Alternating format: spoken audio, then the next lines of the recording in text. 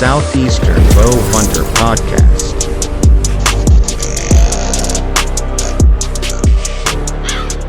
Welcome to another episode of Southeastern Bow Hunter Podcast.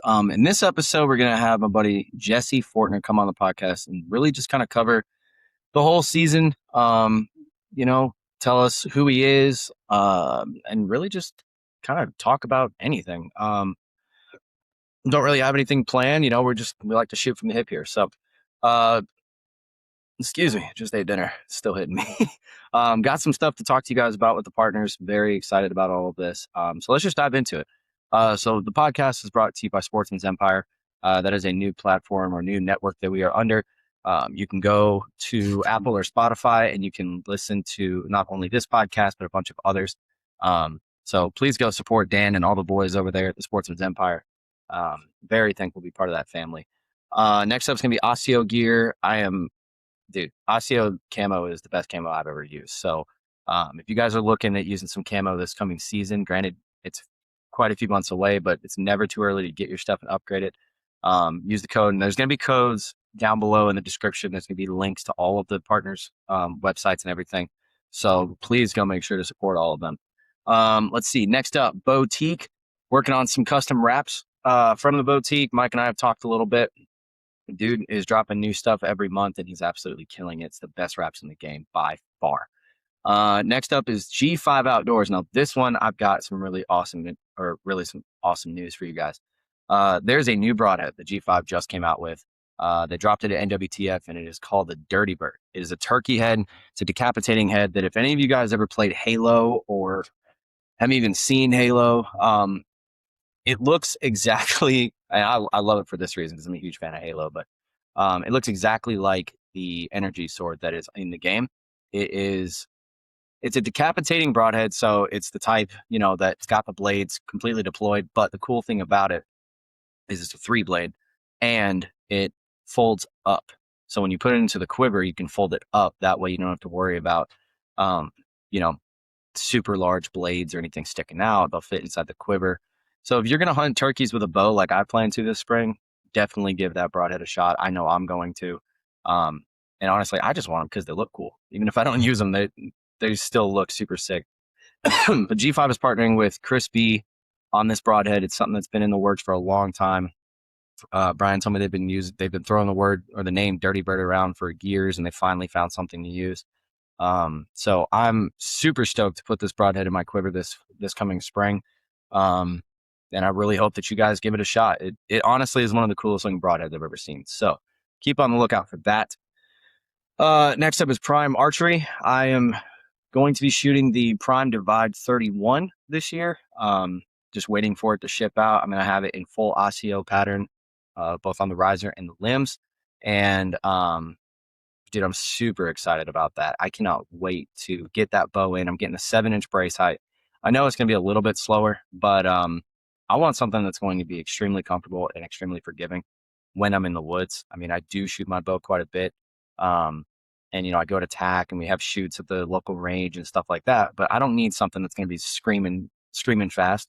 It just isn't, I don't know. To me, it's not a necessity. So, very excited to be getting that bow. Once I get that bow, I'll be putting videos out of it. I'll be talking about it more. So yeah, if you guys are looking to, upgrade your bow this year, head over to Prime Archery. They have you covered from 31-inch ATA, 6 or 7-inch brace height, all the way up to 37. And I mean, that's for those big dudes or for the guys that like a target setup. I mean, it's honestly the do everything you need kind of bow. You can have a short axle to axle like what I'm getting because of how I'm changing up how I hunt. I don't want to have a super long axle to axle bow. I'm not going to need it. Or if you're one of those guys that just love stability or you want to also hit the target range, you can get the 35 or the 37 and it'll act as both a target bow and a hunting bow. So Prime's taking care of everybody. They're trying to make sure all bases are covered. And just remember, guys, nothing aims like a Prime. Let's see. Next up, Dialed Archery. So my new proof should be here Friday. So by the time you guys are listening to this, I would have already had it. I'm not going to post a picture of it yet. Waiting on a couple of other things to sort of get solidified before I do it. All I'm going to say is it's sick. It's a awesome small batch that they came out with a while ago that I'm a huge fan of what it is. But Dowd Archery knocks it out of the park, man. They've got the new Mac 3 VA, which is an adjustable vertical pin scope housing. The Proof is by far the best site that I've ever used. So if you guys are wanting to, upgrade your stuff for tack, use some of these partners. Go to some of their websites. Go check them out. Um, eh, we have partners that cover the entire build aside from like a release. Okay, so super, super excited for the new setup this year. I cannot wait to use it. I can't wait till everything gets in here. Please go check out Dialed Archery. And look, man, you will not be disappointed, I promise. Let's see. Next up, Moultrie. Told you guys before, Moultrie's got the Edge 3, the Edge 3 Pro, and then the Edge Solar. I still haven't gotten any of those because we're still very early on in the off season. I don't even know if deer are dropping antlers yet. But my Moultrie's been working great. They survived the cold weather. And yeah, I'm super, super, super thankful to be working with those guys with a camera company that stuff actually works. And yeah, man, I love it. So look, it's never too late or never too early to go get cameras out. So head over to Moultrie, check out what they have, see what they can do for you. Next up is Bow Hunting League. If you guys want to become a state sponsor for Georgia or really any state that you live in, head over to Bow Hunting League, go sign up. It's only $100 a month, or I'm sorry, $100 a year. And, if you become a state sponsor, you get a ton of perks. I got an email the other day that our shirts, all of us that killed a buck this past season, where you get a free shirt with the Bow Hunting League if you do that. And they're going to be shipping out, I think, sometime in March. So it's awesome, man. It's a great group of guys, great company to be working with. You can do it too. It's super simple. And if you do end up doing the state sponsor thing, tell them that we sent you. Let's see. Next up is Boning Archery, running the Alpha Veins. Scrape Doctor, going to be getting scrapes out in the next couple of months. Victory Archery, I'm running the HLRs, which is an arrow that came out, I think, a year ago. Yeah, about a year ago. And it's basically the Rip TKO, just a tighter carbon weave. So they were able to make it where a 300 spine, which is what I shoot, can actually have a lower GPI. So you can add more weight up to the front, get more FOC, and get more speed out of that arrow, but it's still just as strong as the Rip TKO. So Victory also has like the VLR. There's a few other new models that have come out, or new, I guess, types of arrows that they've come out with, but they're covering everything. And I personally don't ever plan on switching from Victory at all. So that, yeah, man, Victory just knocks it out of the park every time. And last but not least, Catalyst Archery, which was our guest last week. Please go support Brian. He makes some really, really good stuff, some of the best quality stabilizers that I've seen, and at such an affordable price. Why wouldn't you? So, yeah, that's all the partners, man. Very thankful to be working with these guys. Looking forward to the new setups that's going to be coming this year. Looking forward to the new turkey head from G5 called the Dirty Bird. New wraps from the Boutique. Osseo's always there. Always try to keep them at the forefront. Yeah, man, just a lot of awesome stuff. So before we get started, for those of you that don't live under a rock, there's been a lot of stuff coming out lately about how messed up the world is.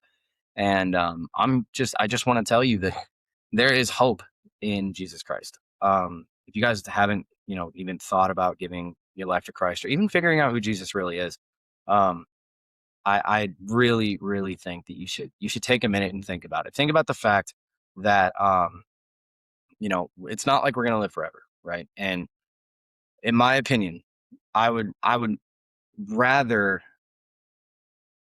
that's not the right way to put it.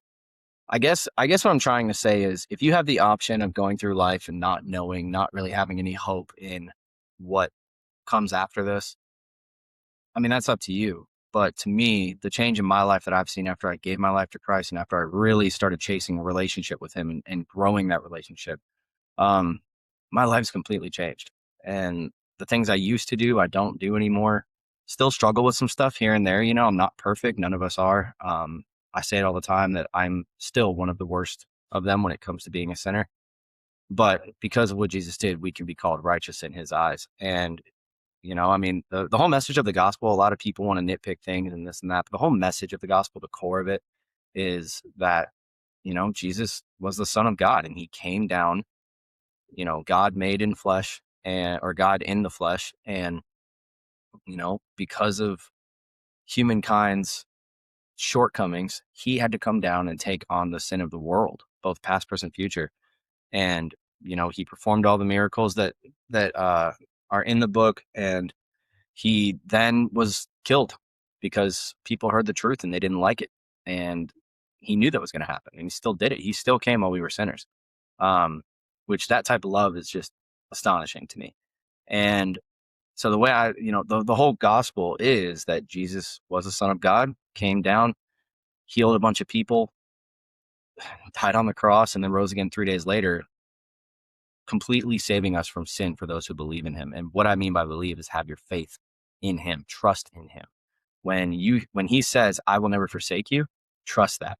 When he says that if you follow these words, if you believe in me, if you trust me, then when your time on earth is over, you're going to be with me in paradise. And that is the point of it. That's what, like, all he wants is a relationship with us. A lot of places have traditions. A lot of, churches and stuff have these things they like to do. And that's perfectly fine. But at the core of it, the relationship with Jesus is the most important thing. And that in turn causes us to have relationships with people in the church and go out and try to help people. It's a life-changing thing. So I'm not going to ramble on it too much, but for those of you still listening to this, and a lot of people skip these intros, I hope that none of you do, so you can hear these words I'm saying, because Jesus is alive and he is working. I've seen it myself, and even though all this evil is going on, if you look at it like this, the stuff that came out most recently proves there's evil in the world, proves the devil is real. So if it proves the devil is real and there's evil in the world, don't you think that the other side is so much better and so much, like, if all of this evil stuff's happening, well, then clearly that's evidence and proof that God is there. God is real. And I've heard stories from people that went through all these things that they were saying Jesus was sitting next to them through all of it. Why this stuff is allowed to happen, I have no idea. But I tell my wife and my daughter this all the time. Even when something bad happens, there's always something good that comes out of it that God uses to create something good. So, yeah, preacher moment. That's it. Jesse's waiting on us. Let's get started with Jesse Fortner. Because we did a whole episode last night. Me and we got Mr. Jesse Fortner on the podcast. I'm sure you heard the intro, and for those of you that know me personally, that I have been sort of not complaining, but the old, or not the old. I really shouldn't say that. The new recording platform that I was using, I don't think I'm going to use it anymore because it just gives me problems. We've had audio issues ever since I switched, and we went through and did the entire episode last night, even talked for like 20 minutes afterwards. And then I don't know what happened. Jesse's audio just never came through. It had nothing to do with his end. I don't know what happened. So we're doing it again. And dude, last night's episode was honestly very good. So I wanna sort of run the same, I guess the same sort of beginning if we can. Let everybody know who you are, and then we can just dive into it. I got very fired up on some stuff last night. I'm sure it's going to happen again. Yeah, So, absolutely. yeah, but why don't you go ahead and tell everybody who you are and I guess how you got into hunting. So my name's Jesse Fortner. I'm nobody special. I just have a passion for the outdoors. It is something that is ingrained into my body.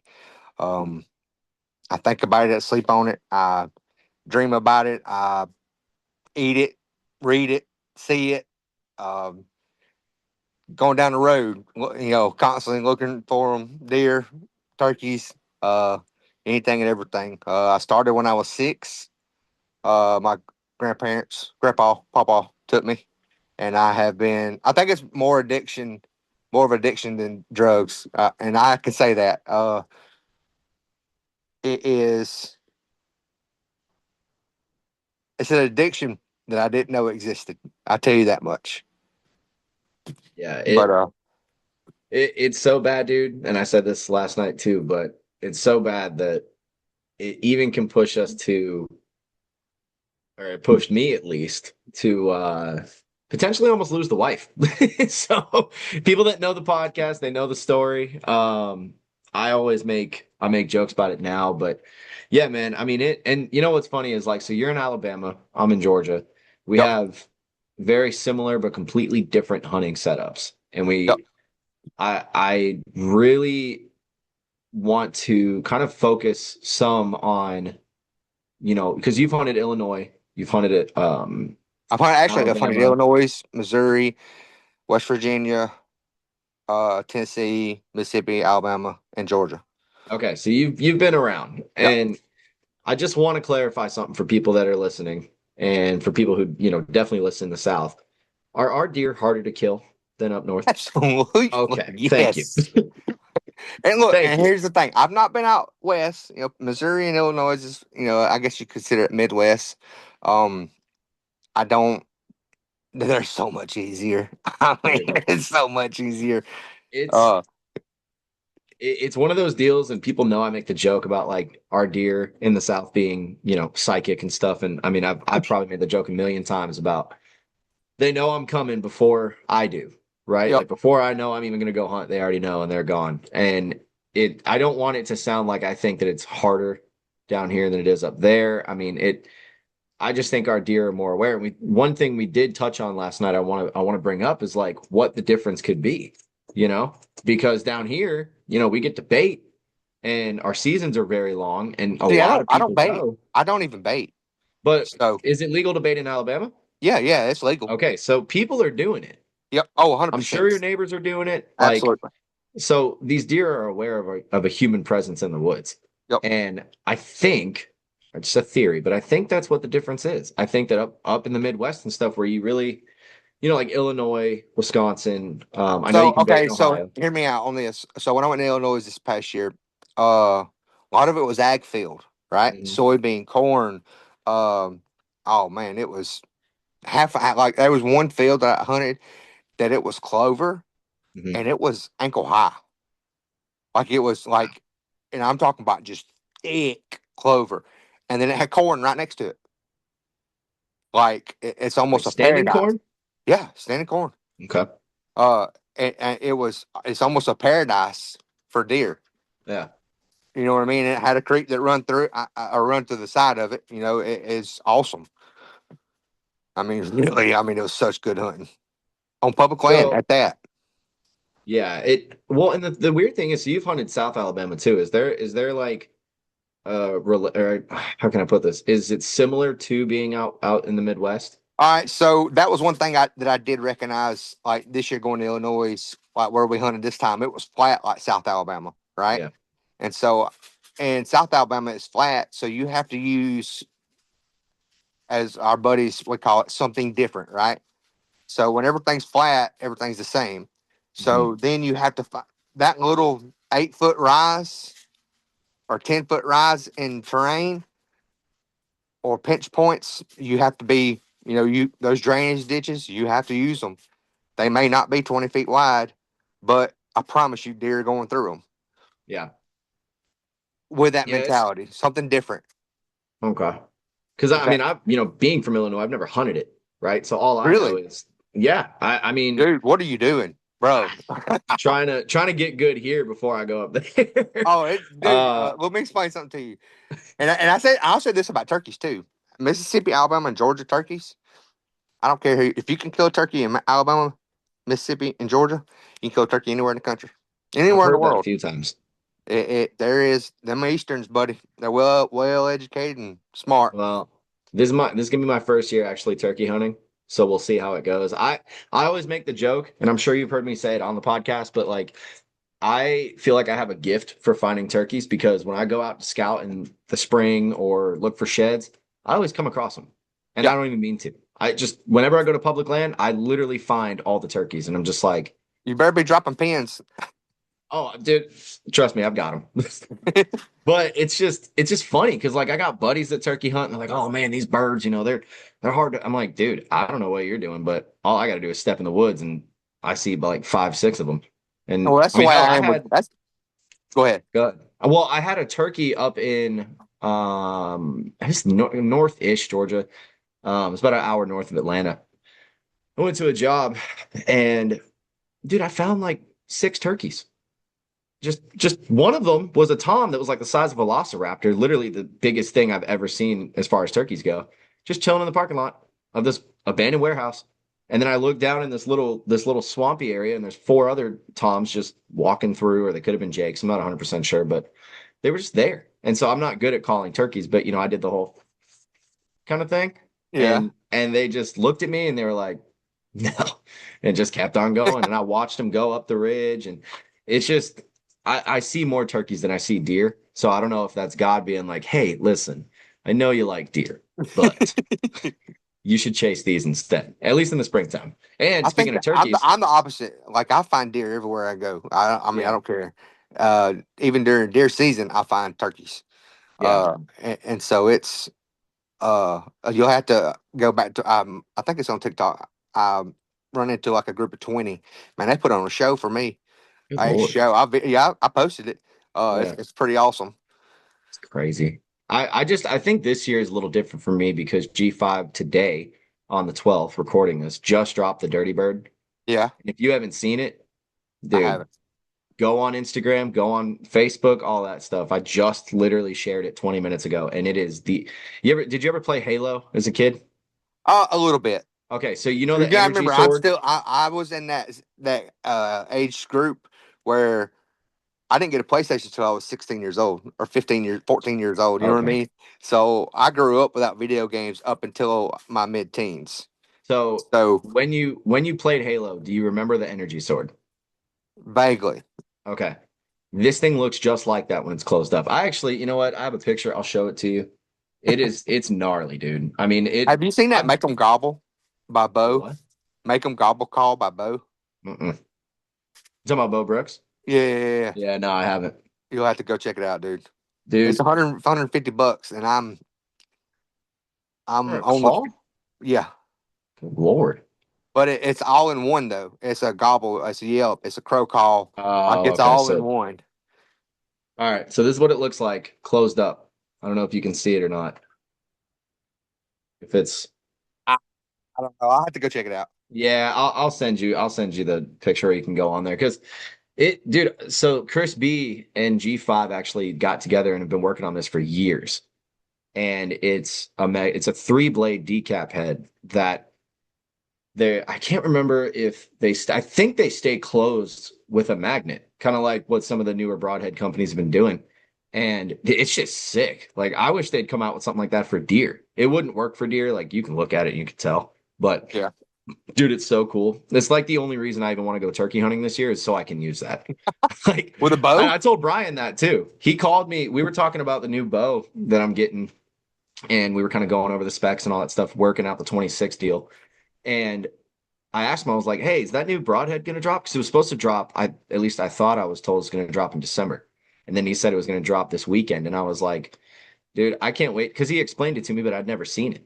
Yeah. And so he finally sent me a photo, and I flipped out. I was like, "That is the coolest looking head that I've ever seen." I was like, "I don't turkey hunt. I'm not a turkey hunter, but now I want to go because of this."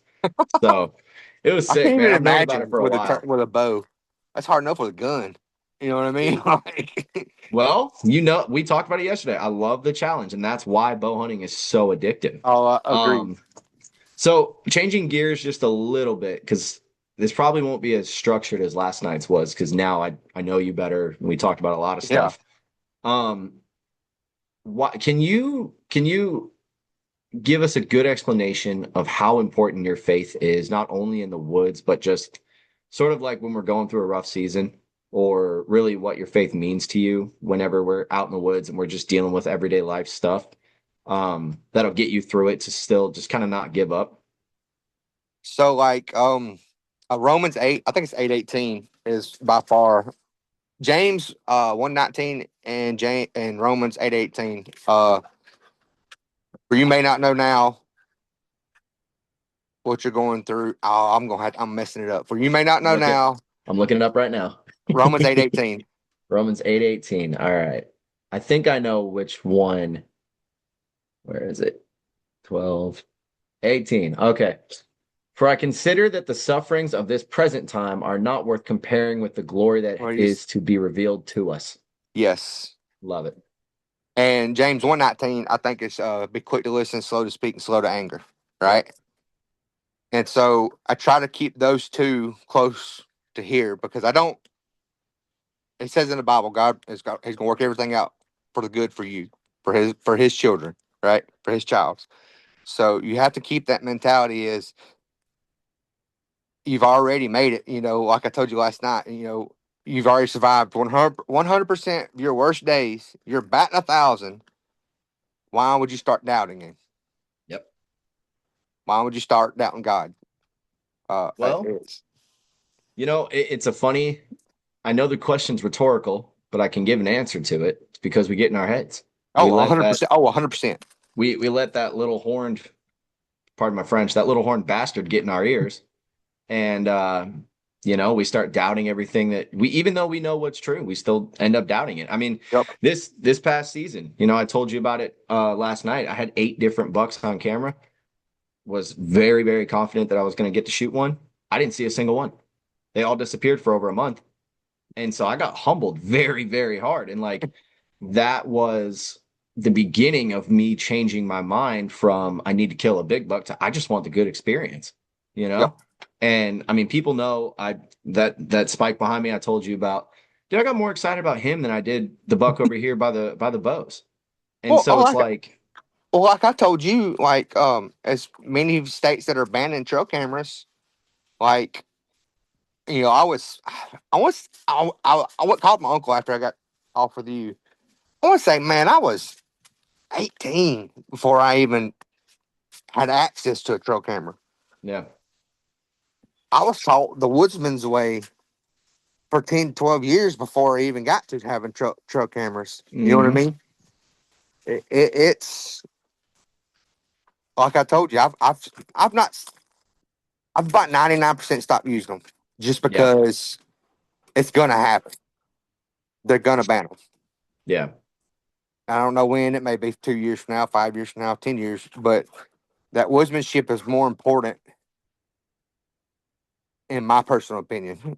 Yeah. I mean, it is. Like, I am curious why you think they're going to ban them everywhere. I really would be surprised if they did that in the South. I can see it out west. I can see it maybe in the Midwest. But Well, I think like, there's already 10 or 12 states that's already banned them, dude, for hunting. yeah, most of them though, from what I understand, are out west. Like I know Colorado, or well, might not be Colorado. I know Arizona, you can't have them. Utah, Utah, Wyoming, yeah, Colorado can't be used. Cell cameras can't be used now. yeah. You can have conventional, but you can't have cell Cell cameras. cam. Yeah. So I think what we'll probably end up seeing is like the Western states will definitely either ban all cell cams or at least ban all of it, which I hope they don't. But just like we were talking about last night, dude, the South is a totally different animal. You try to It tell us is. what to do, and we don't listen. Like, I know, I know for a fact that before Georgia became fully legal to bait, people were still baiting. Oh, I 100%. know people are doing it in Michigan, they're doing it in Wisconsin, they're doing it everywhere. Yep. So like I agree. it I agree. it's one of those things that like some stuff I think is ridiculous. Like I think it was Colorado, and it still may be this way. Colorado for the longest time wouldn't let you run lighted knocks. Tell me one reason why. Wow. Exactly. It doesn't it makes no difference as far as making it easier to kill the animal. If anything, it helps because when you shoot the animal, you can see where it hit it.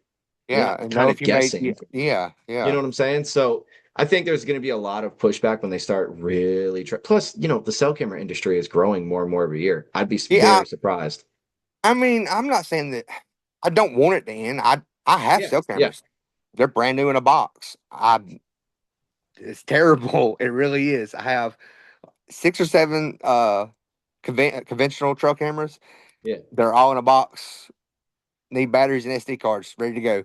And Moultrie cell cameras, brand new in a box. Got 3 of them. So let I me ask you just this, because this is a topic I don't really cover much on here. The use of cell cams in one way, because I've been using cell cameras now for 5 years, I think, 6 years, something like that. And I love them for the fact that I can kind of see like what the inventory of the area is, right? I can yeah see what to expect. But that also kind of hurts because if you go out there, let's say someone gets a new property, right? And they think it's a good spot. They're in a good county, but they put a cell cam up. Say they can bait, so they put food out. They have a couple of deer come through. They have some scrub bucks, maybe a 2-year-old, 3-year-old, at best, maybe a 4-year-old. right? But that's not Yep. really what they're after. Knowing that, that person's probably not going to hunt that property because it doesn't have what they're looking for. On the other side, doing it the way you do it, where you're not relying on cell cams, you're not throwing a crap ton of cameras out and, basically watching them until the time is right. You're going out there and you're finding sign and you're going based off of a sign. Yep. And you have no idea what's out there. There Nope. could be a world record typical, or there Yep. could be a spike that just has Yep. an attitude problem. Yep. So, I mean, would you, and this Now, is kind of a philosophical thing that I want to ask you, but would you say that it's maybe more rewarding or more intimate when you don't use a cell cam because you're out there learning what all these right. deer So are actually doing? yes.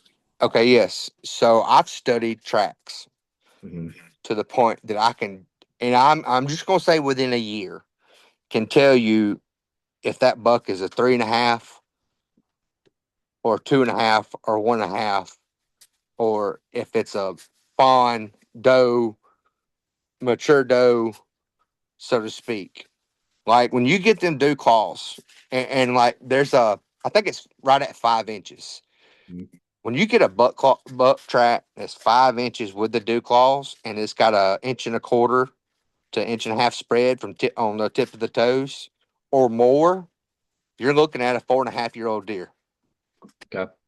90% of the time, unless you got one hefty, just fat buck.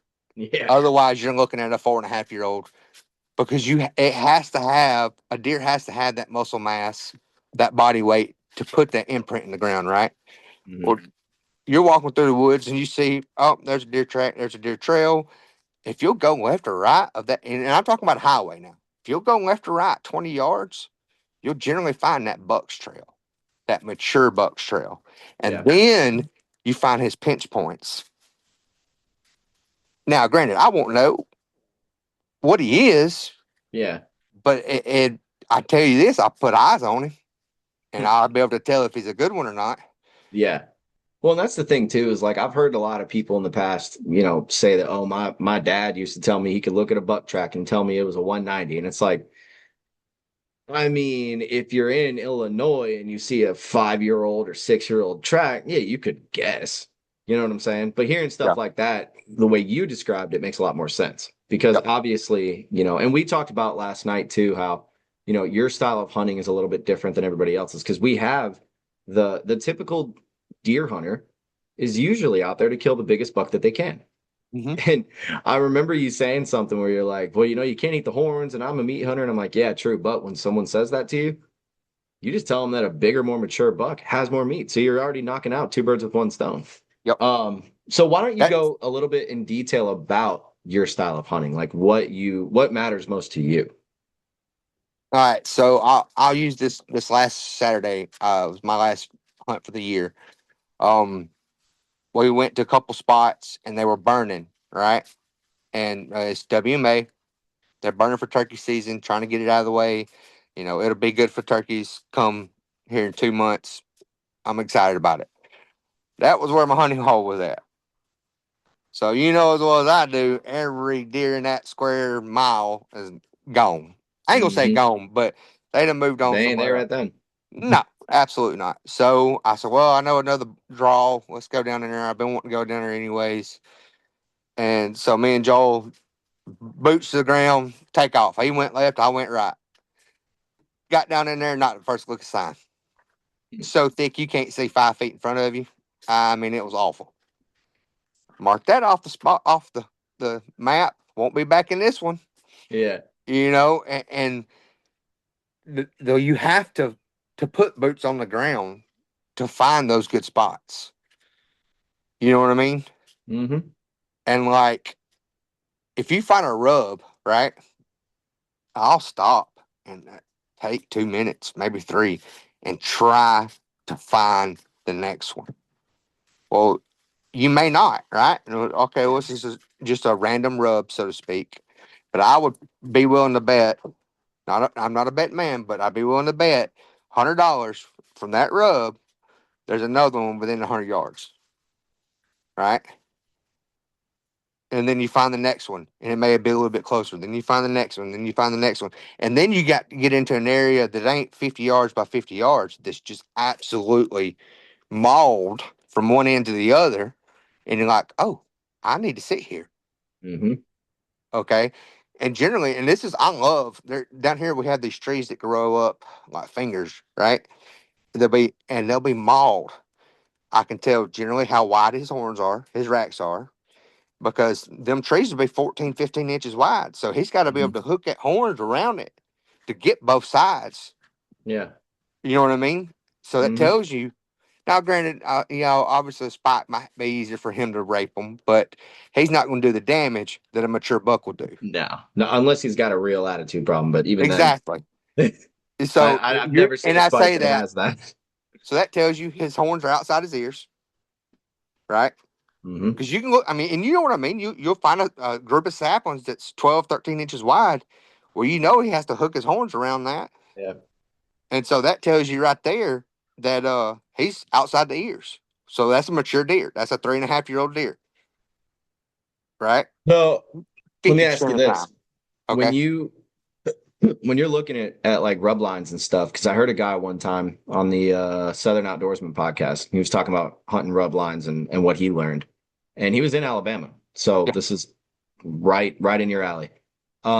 He said that he was able to follow that, and that if you follow where the rub line is facing, that I'm trying to remember if he said that goes into buck bedding, or if Yes. it's showing like basically where the buck is going. Yes. Okay, so that So is actually true. generally, all right, say you're walking and you see a rub and it's rubbed on the side you're facing, right?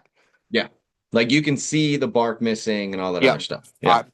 But on the other side of the tree, it's got marks, but it ain't rubbed. yeah. Then you find the next one and it's facing the same direction. Generally, that buck come from behind you. Okay, so you're Now, walking the same oh, trail he did. yes. Got And it. he's just leaving his scent. Now, I wouldn't say that as much as it is his bedding's behind you, Mhm. right? That's where you follow that rub line until you find where it's mauled, right? Okay, And then that's where his bedroom is. got it. 'Cause So that the way you he's gonna explained it's mark way it better. up. The way he's gonna mark it up in that area. And Got that's it. where his home's gonna be. He wants his scent on as many trees as possible. Yeah.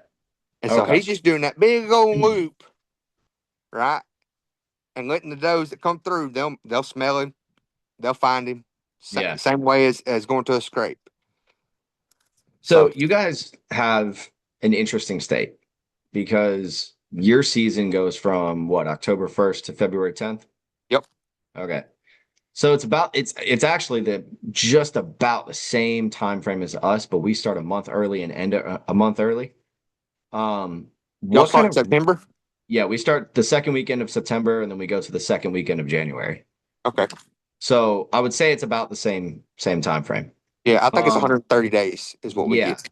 What's like what's season like for you guys? I mean, is it you said something last night, you guys have 3 different ruts, which is Really absolutely five. It's insane. really five. That's crazy. It's really five. So I know to get North Alabama the second week in November, give or take. And then from second week in November till February 10th, you can hunt a rut. That sounds crazy. It's 2 months, 2.5, roughly 2.5 months long. Yeah.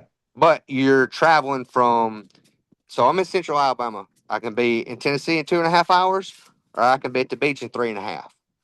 So you're hunting all over the state of Alabama.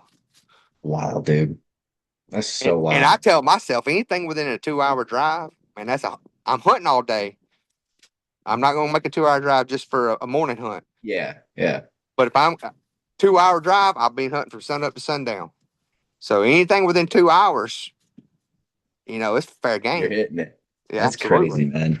That's so Absolutely. crazy. Because our rut, I mean, literally, I know South Georgia comes in a little bit. I think they actually come in sooner, if I'm not mistaken. I can't fully remember, but we seem to have the Midwestern rut. Like what I saw this past season, it pre-rut started about third week of October, really kicked into high gear the last week. I mean, I was having bucks show up that I had never seen before.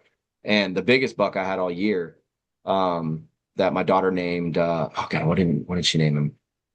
Optimus? Yeah, Optimus, because he was like just the Mac daddy on that property. Biggest deer I've ever seen on that property in 5 years of hunting it. But he daylighted on like October 18th or well, actually, let me look because it's just interesting that like I'm starting to see a pattern with these deer that, late October, they just something about them changes. And then the buck I killed behind me, the spike, I killed him the first week, November 1st, actually. And he was responding to, rut stuff, rut calls and like grunts and does and estrus and all that. October 28th. And I don't know if you're gonna be able to see him. We'll see if this one works this time, and It's all white. yeah, stupid freaking camera. Anyway, All right, so I also something just dawned on me. Alabama has a rut and then a post rut, right? yeah. All right. So we went to South Alabama this year, January 4th through the 15th. Mhm. Hit pre-rut rut. The last 3 days was awful. They in the lockdown phase. Yeah. Hardly seen anything. The first 4 days we were there, we were bow hunting, and then they had a 4-day gun hunt, and then they were bow hunting the last 6 days. Mhm.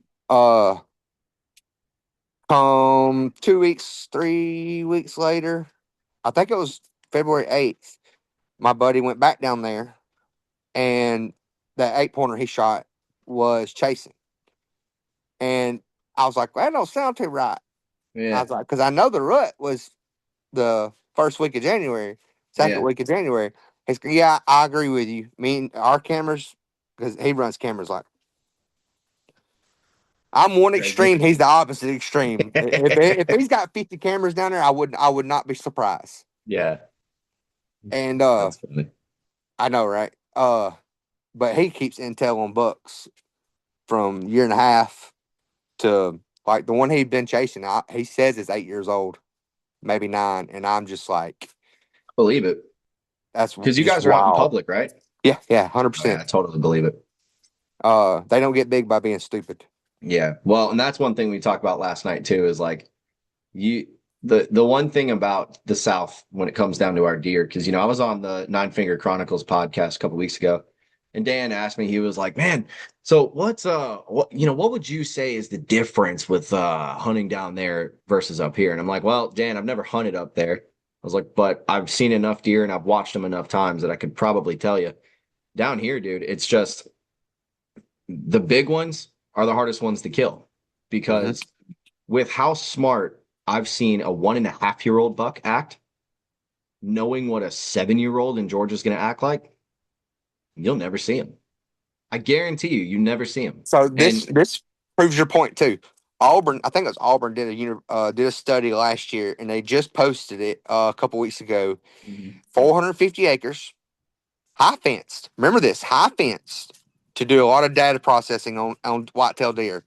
yeah, They had a deer in there that they didn't know existed, right? And it was 4.5 years old and got one picture of him.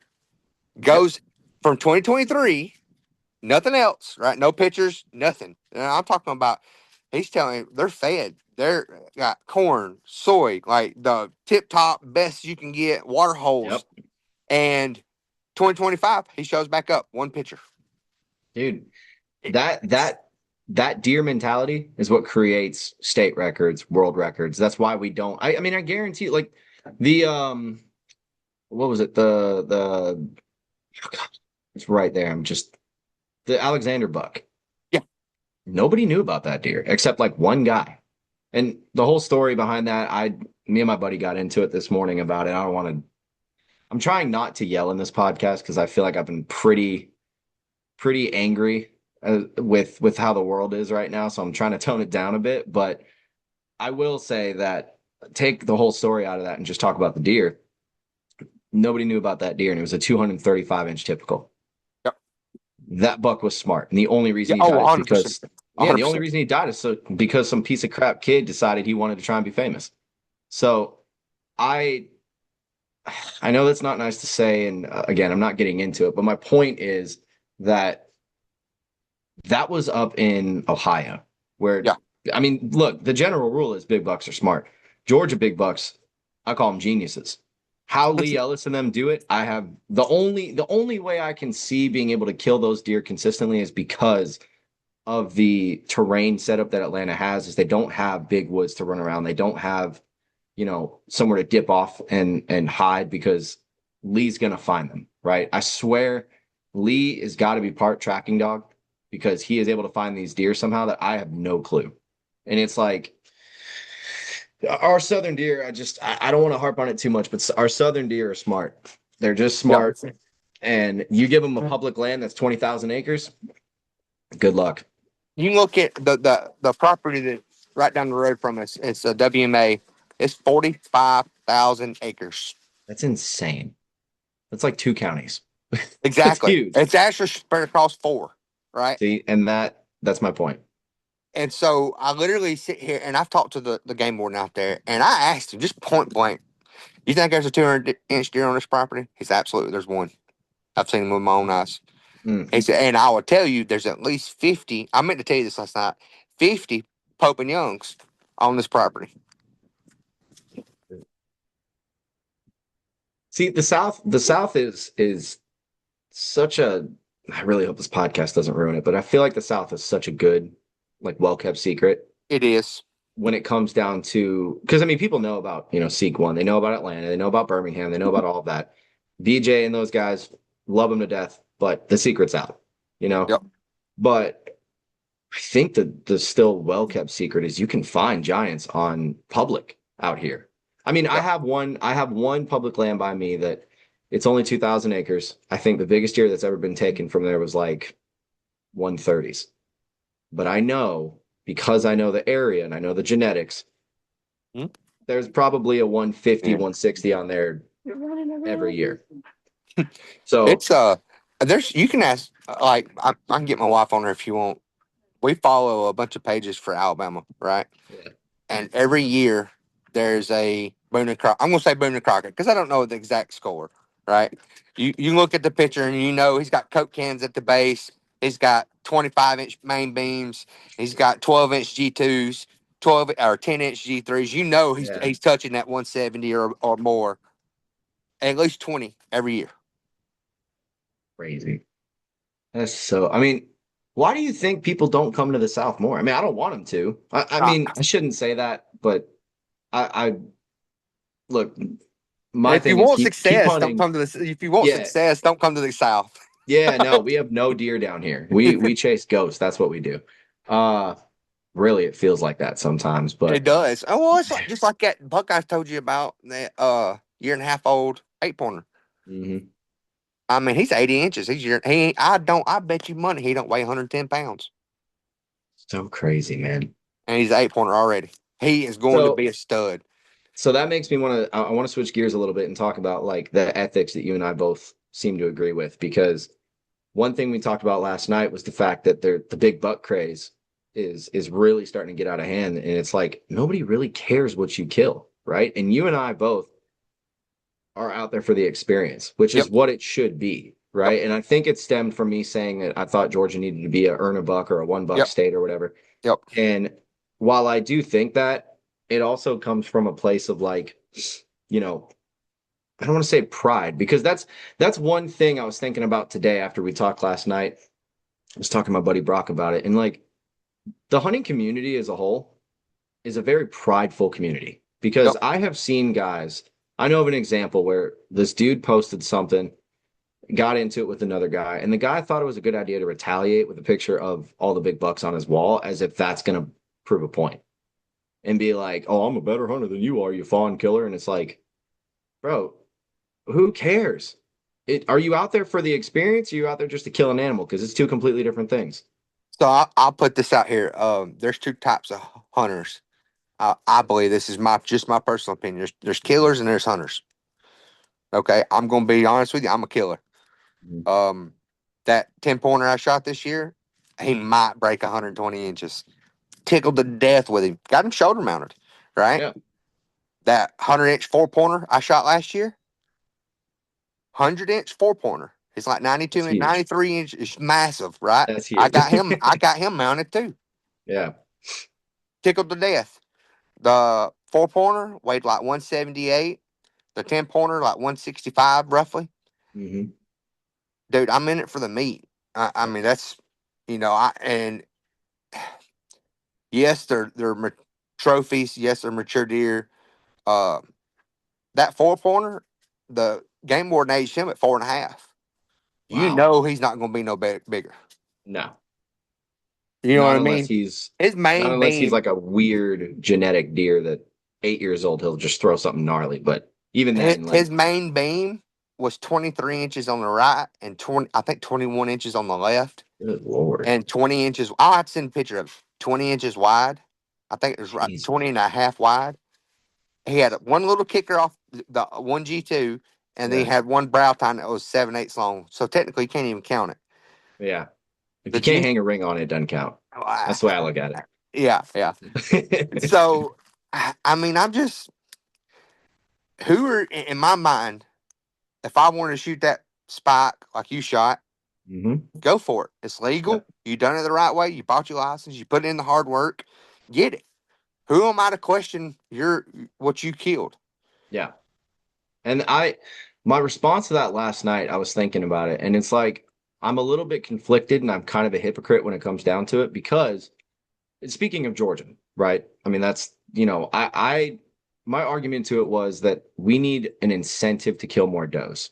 And we also, generally speaking out here, a lot of people just kill young bucks and then they complain we don't have big deer.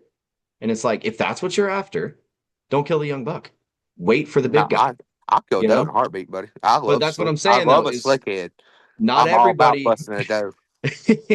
not everybody will do that though. That's the problem. So like if in Georgia we decided, hey, 2026, 2026, 27 season, we're going to have 2 buck tags, but you only get 1 buck tag before you can get your other.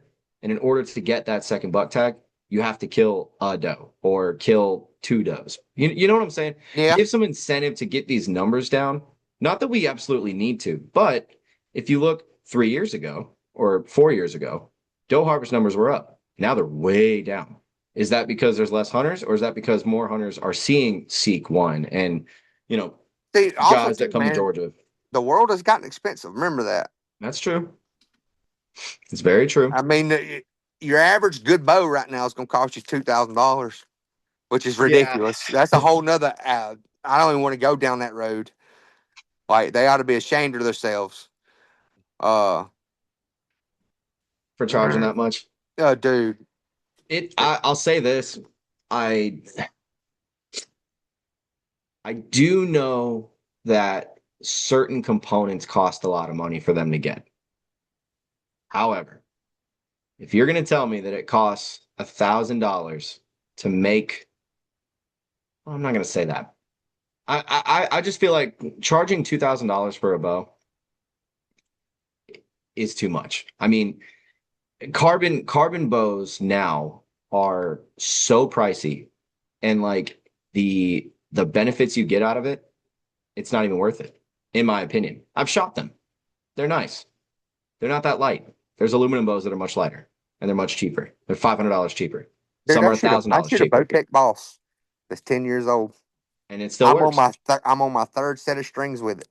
And it still works. And I'm And I'm the biggest hypocrite because I'm getting a new bow that I don't even need a new bow, but it's for a different reason. So I don't know, man. I look at that stuff and like I have seen prices go up. I know prices on broadheads are going up. I know arrows are going up, and it kind of leads me to kind of a faith discussion. You and I both are very open with that, which I love. But one thing absolutely. that, and I'm not saying this about the companies, because the companies are not the ones, in my opinion, that are the greedy ones. They're just trying to make a product. Yeah, of course they have to turn a profit. I understand that. And Yep. some companies are going to mark up the crap out of their stuff, you know? However, certain companies, when they get a particular material, it's the material people that are making it that are charging the astronomical prices. So if we're in order for, say bow company X makes a carbon bow and the carbon manufacturer goes up in price. Well, now that bow's going to go up in price Yep. because They're gonna pass it on to us all day long. exactly. So I don't blame them. I get it, but it's just a greed thing. At the end of the day, it's greed, and But whatever what company does it the is, Bible that's say about greed?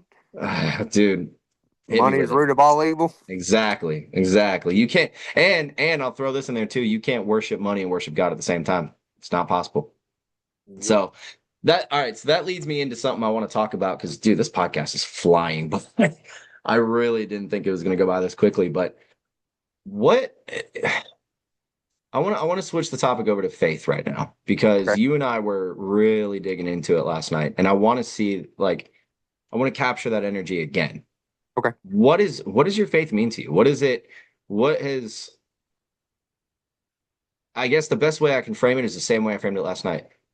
What is the way you connect your faith with the outdoors? What is the importance of it to you? You can get as emotional as you want.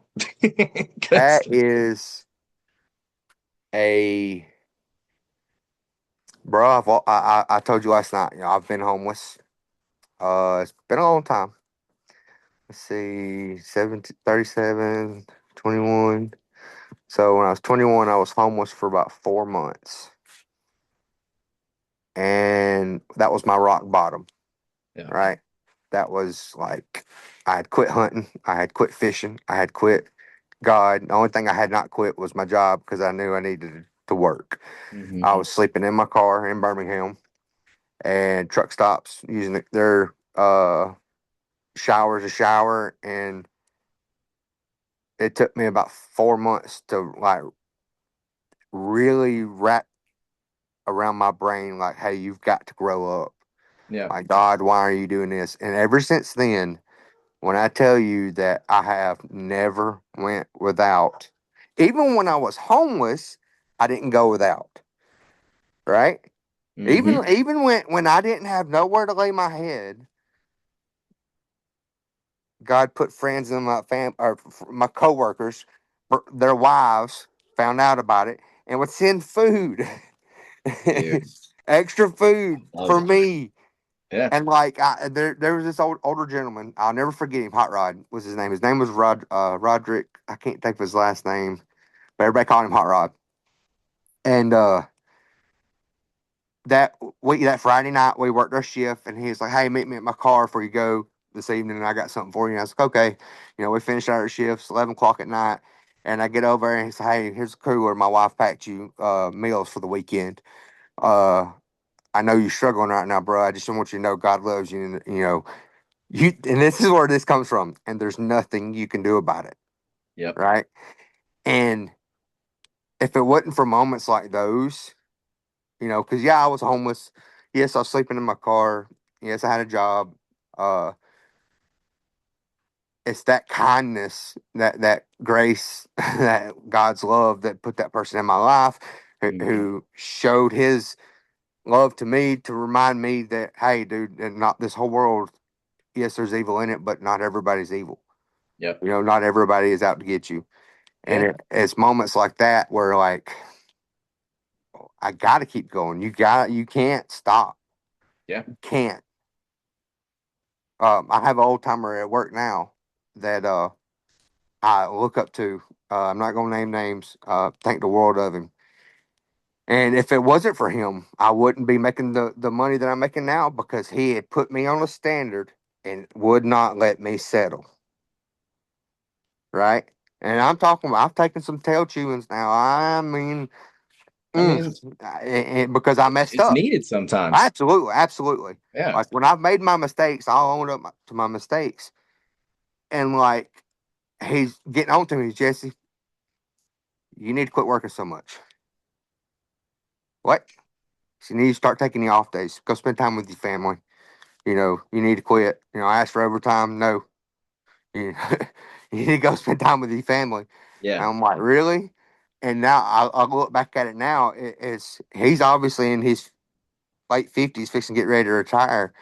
And he's had the conversations with me before that he doesn't want me working my life away as he did, right? That I need to spend more time with my family. I need to spend more time in the woods, doing what I love to do instead of going at that. So there's a fine line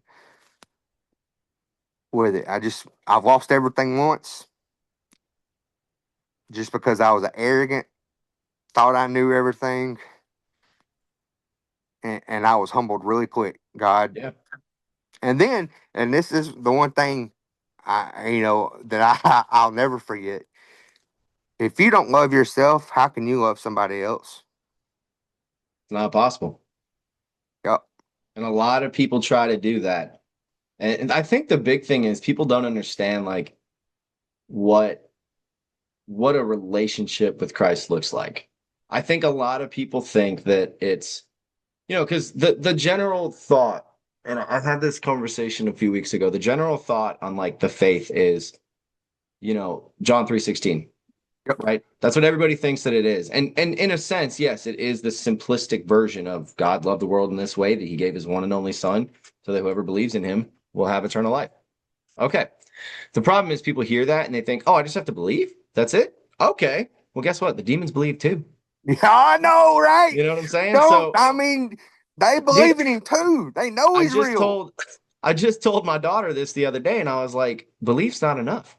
I was like, we're saved by grace through faith, and works without, or what is it? Faith without works is dead. And so then she was like, well, does that mean I have to work my way? I'm like, no, no, no, no, no, no. No, no, no. What it means is that when you have the faith, when you trust Jesus, when you know that he's got you, regardless of what you're going through, and you have that peace, the works come with that. Because now you understand, like you understand what it's like to know who God is. You want to do these things. It's not you do it to be saved. You can't earn your way. It's not possible. If it was, Jesus never would have came. Yep. So it's just crazy when people are like, you just walk down the street and you ask somebody, hey, do you believe in God? And they say, yeah. I was like, all right, cool. What do you believe? It's like, oh, I'm a Christian. Really? Okay, well, elaborate on that. And they go, oh, I believe in Jesus. And that's all they say. And I'm just like, I really want to just lay it all out. Well, like I think I told you last night. Today's society, their version of Christian is their soft down version of what they pick and choose. Dude, yeah. And Go ahead. Sorry. I am a sinner saved by grace. I am not perfect. I never will be. If it wasn't for God, I would not be here today. Yep. No questions asked. Yep. The Christians today cannot wrap their brain around what it is to pick up that cross. Yeah. Because we want it easy.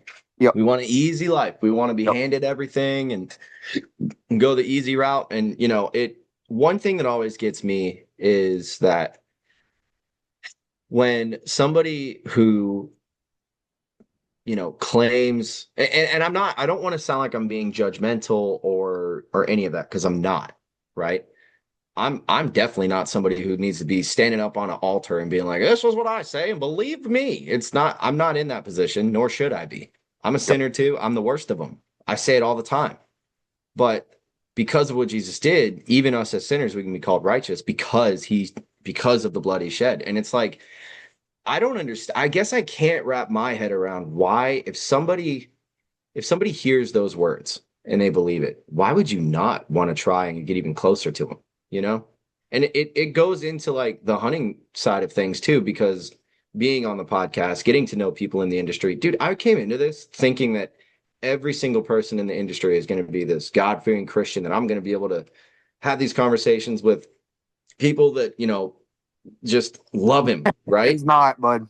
It's not at all.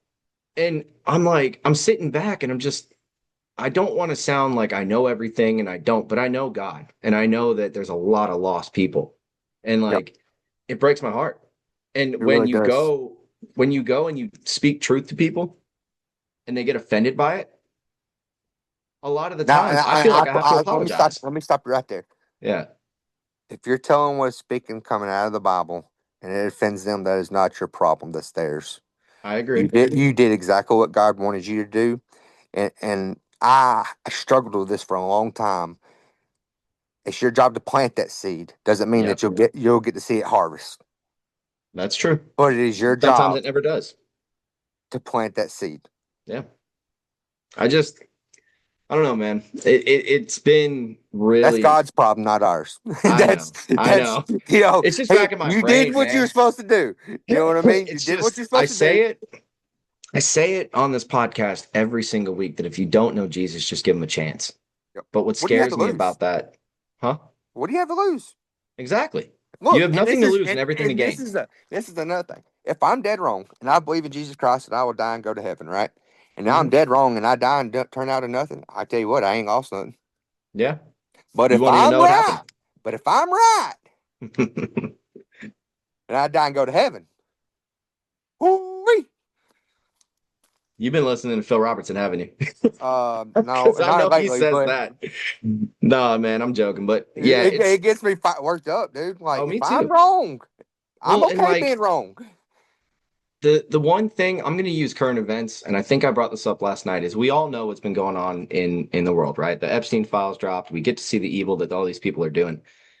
And I I was haven't even telling a looked at buddy of it. I mine, haven't even looked at it. My wife said you don't something want to me. to. Don't do it. It's I I know have. it's bad. I have, and it's the worst stuff I've ever read in my life. But this is the thing that people will say. The argument is, well, how come if God's real, why would he allow that to happen? Okay, yeah, it's a tough pill to swallow, but there's good that always comes out of it. And this is part of the good that I think that people need to see because there's two reactions to this that you can have. Number one, you can see all the stuff that they dropped. You can see all the bad things going on in the world, the wars, the homeless, the sickness, all of that stuff. And you can either say, man, it's a hopeless place. All this evil around, it's hopeless. And you just focus on that. Or you can say, this is option number two, and this is the way that I look at it. You can see all this stuff and say, man, there's so much evil around. But if there's so much evil, there's got to be another side that is so much good and so much better than this. And that's the way I choose to look at it. And I know what that good side is. And it's like, I see this stuff and there's literally people out in the world right now that are celebrities that are professing Jesus that I guarantee you it's all fake. And it's Yep. scary because it's like, are we seeing people get led astray? I guarantee you we are. Yep. And I know it's the hunting podcast, but like, man, we've got to talk about this stuff. What? Look, God died on the cross for you, for me, for everybody in this world. There's a reason for it. Mm-hmm. Because I can tell you this, even if I'm dead wrong and when I die, I just go into the ground and that's the end of the conversation. I lived a better life believing in God. Yep. I when I it's just it's I can remember times I got laid off 15 years ago, 14 years ago, and I come home and tell my wife I don't have a job, and she barking, "What are we gonna do? Why about?" And I'm sitting there with a calm. I'll never forget it. I was standing on the back porch. What are we gonna do? And I told her it's gonna be okay. How do you know this? And the thought that went through my mind is like, God, it ain't let me down yet. Why is it gonna start? Yeah. You know, I mean, You know what you should have thrown at her? You know what you should have said? You should have been like, hey, don't you know Jesus's words? If God well, at the takes care of the time, birds of the sky and provides for them, how much more worth do you have to God than the birds? yep, So don't worry about tomorrow. Tomorrow's got its own problems. yep, Worry about today. yep.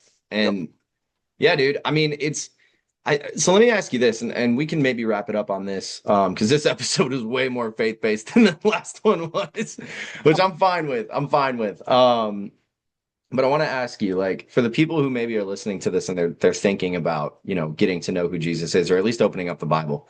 Because I experienced this, once you gave your life to him and you really started trying to live for him, was it all sunshine and rainbows, or was it just Absolutely not. No. okay? This I is all want right. people All to right. know the I'm gonna tell you truth. this. I'm gonna tell you this. All right. So this is my favorite part of the Bible, hands down. It's Peter. It's like awesome, like kick butt, awesome. It shows God's love. Like I'm getting excited if you can't tell. Oh, I can Um, tell. so Peter's in the boat, storm, rain, waves, lightning, boat sinking. Peter says, or getting thrashed around. Peter says, "Is that I, or is that you, Jesus?" Jesus says, "It is me."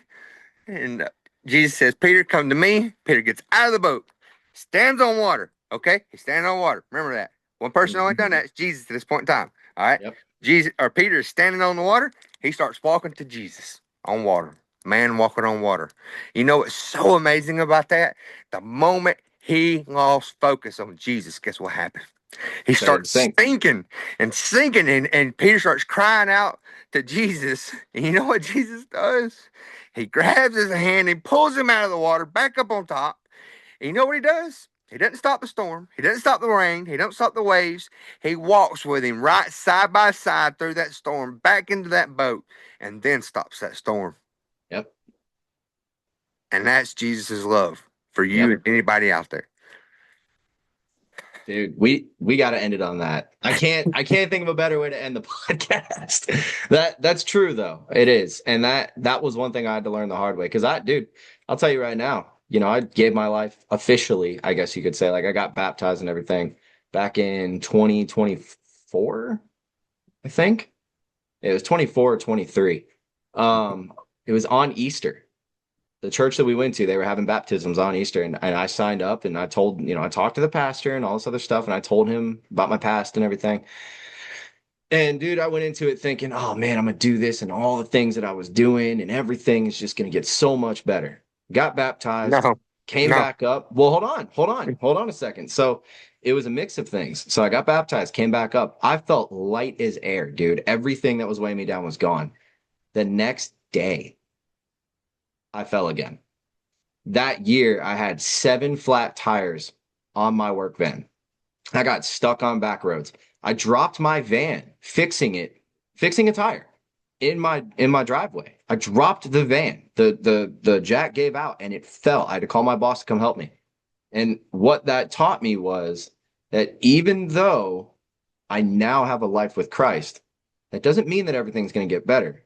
Mm-mm. But what it does mean is when it gets bad, you don't have to look around and say, I'm all alone in this, because he's right there with you. Mm-hmm. And he's, regardless of how bad it is, he's going to get you through it. Yep. That's faith. That's growing your faith. So I wanted to hear your perspective on it, and it was perfect. It was great. So before we wrap this up, tell everybody where they can find you. And I guarantee you the next time you get on here, we will talk more about hunting and it'll be longer. We'll be able to do it a little longer. But yeah, tell everybody where they can find you. Instagram, obviously, TikTok, Facebook, Jesse Fortner. Like I said, I ain't nobody special. I have a passion for the outdoors and a passion for the Lord. And I've been pushed here lately to do what we just did. And apparently I need to. I think you did great. I think so. I enjoyed it. It's God's world, God's creation. Man, think about this right here, man. God created this world in 6 days. The universe. You know how amazing that is?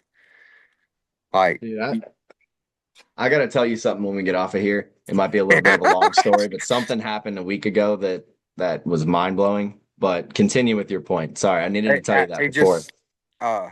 Boots on the ground. It's the only way you're gonna get it done.